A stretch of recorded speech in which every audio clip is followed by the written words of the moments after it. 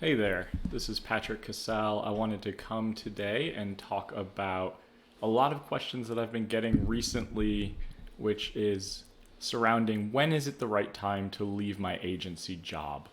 And I get that a lot. I have been miserable at this job for a really long time, but I don't know when I'm going to be able to leave it because I need to have these assurances that I will be able to leave with a certain amount of clients in my private practice caseload, or I need to be making a certain amount of money, etc. There's no good answer about when is the right time to leave your agency job and start your private practice. The right time is probably the moment you started to realize that, I don't enjoy my agency job anymore. I don't enjoy the policy and procedure, the billable expectations, the hours, or the fact that I am constantly stressed out, overwhelmed, feeling burnt out. That was probably too late, right? Like once you get into that mindset and that mentality, we already are too far down into the rabbit hole of feeling burnout, cynicism, frustration, and overwhelm. I think that you should be thinking about leaving your agency job the day you get to your agency job. This is a means to an end and certainly not a career path.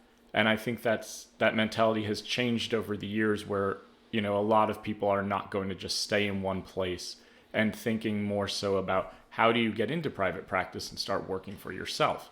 So there's a couple of ways to do this.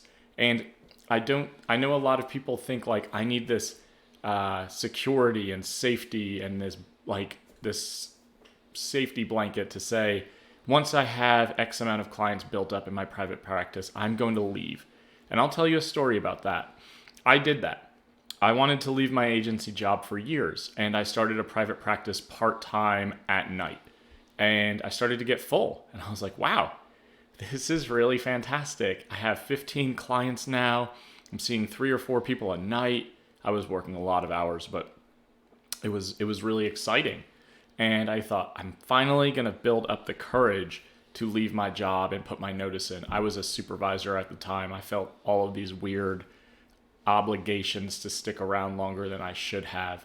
And I finally went into my manager's office and I said, hey, I think I'm going to leave. I'm going to start my private practice. I feel really confident about this. I'd like to give a 60-day notice just to be able to transition appropriately. And a couple of things happened. One, I immediately felt like, whew, relief, like lightness, I am finally doing this for myself and I'm going to be able to ensure that I can get out of this situation and work for me. And it was really exciting because the times I went to my own office at night after working all day, I felt like re-energized, like, okay, I am in this field for the right reason. And I am a competent clinician. It was just soul sucking working 50 to 60 hours a week in a crisis environment all the time. So I quit my job. I'm feeling really confident. I work out my notice. They replaced me almost immediately. Like I basically was like dead man walking for 60 days, not really doing a whole lot. And I wish I honestly had given less notice. I just, again, safety and security. I was like 60 days gives me more time to perfect this practice outside of this. So I leave. I left in May of 2017. I have 15 clients. 7, and I kid you not, 7 of those clients messaged me and said, hey, we think that we are going to press pause on therapy for right now because either I'm moving out of town, I'm going back to college, all of these reasons. And I was like, okay. So 15 clients becomes 8. 8 clients who maybe some of those people are coming every other week. Maybe some of those people aren't full fee, right? So very quickly I start to think I made a big mistake. And I immediately went to Scotland for about 3 weeks after I left my job because I was taking my dad there for his 60th birthday. And it was a good trip and I'm glad I did it. But on the way back, after you've spent some money, you're like, I don't have paid time off anymore. Like I'm going back to basically a pretty minimal income. And for that first month, I think the entirety of July, I just didn't have any phone calls coming in. I was networking, I was blogging, I was doing everything I knew to do. And I was just like, what's happening? Like I quit my job and now I'm feeling like I've made this mistake. And I want to just talk about how regularly that happens, where we believe we have to create this false sense of security in order to do something, and how quickly that can be pulled away from you to make you realize like nothing is ever secure. Nothing ever feels that safe, even when we create it in our minds that it is. So, August was a good month for me. It was about a 30-day period where I was just not getting phone calls. And like, I'm frustrated. I have all this free time. And then I started to realize, like, embrace the free time. Like, you haven't had free time in so long.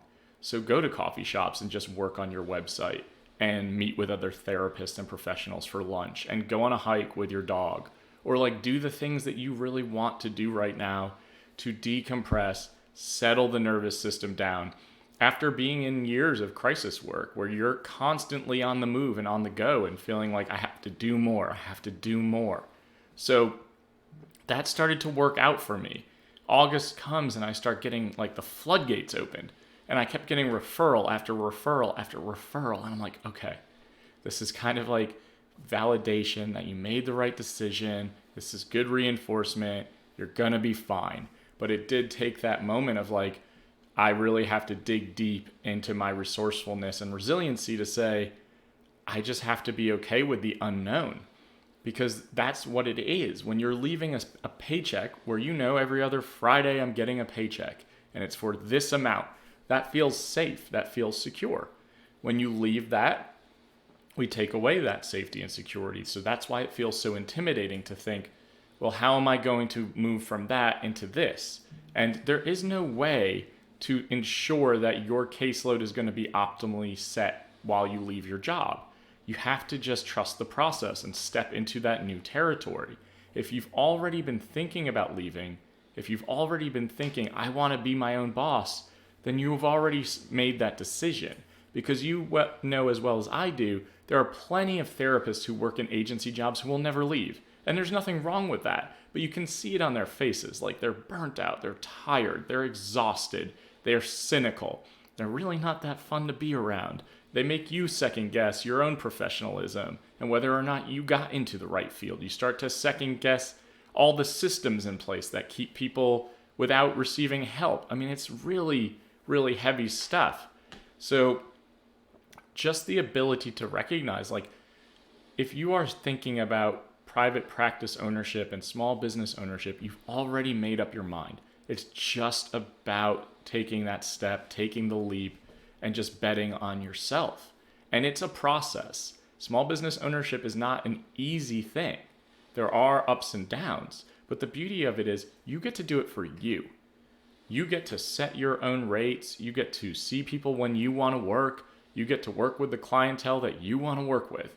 And guess what? No more crisis phone. No more worrying about who's going to take your PTO requests and who's going to be able to ensure that you can go on a vacation without feeling guilty checking your emails the entire time. The pros far outweigh the cons. It's just a matter of recognizing and admitting and knowing to yourself, like, there is no perfect time. There's never going to be that moment where you're like, aha, this is it. I've gotten to so many clients a week. Now I feel safe and secure, because guess what? Those clients could move to every other week. Some of those clients could drop off the map. Some of those clients might move to monthly sessions. And you just don't know. And that's the beauty of this, though. There is that excitable piece that's like, I don't know. Now that I've been in private practice for almost 4 years, I have a pretty good idea of the ebb and flow of clientele. Clients come, clients go. Clients come, clients go. Same energy as money, right? Like, money comes in, we spend it. Money comes in, we spend it. It's just the natural flow of things. So just recognizing, like, my tips for you would be to embrace that fear, that vulnerability, and really seek out a mentor or someone who can help you through the process, who's been there. Don't be afraid to ask questions to other people in private practice. They've all been in your shoes wondering, when should I do this? When should I build up the courage to put my notice in? How's my boss going to receive that? And I'll tell you what, most of the time, they're just like, okay. And then they move on to the next person, because you're kind of just another cog in the wheel. So I really want to encourage you to embrace the feelings of fear and the fear that comes with the unexpected and the unknown, and just the acknowledgement that there is no perfect time to do this. There is no perfect time. No matter how well prepared you feel, something is going to happen that is outside of your control. But if you follow the basic tips that we've been giving you, like network your ass off, make sure you're spending a lot of time getting to know local professionals, counselors, therapists, psychologists, psychiatrists, etc., psychiatric NPs and PAs, all of those people. Make sure your website speaks to your ideal client. If you don't know who your ideal client is, reach out to me. I will help you navigate that. That's so important. And ensure that you have good systems in place so that if a client calls you, you can go through the intake questionnaire process and consultation process like that, without even a second guess, without another thought. So I hope this video has been helpful. Please lean into the fear, embrace it. My worst day at my private practice is always 100 times better than my best day at my agency job. Have a great day.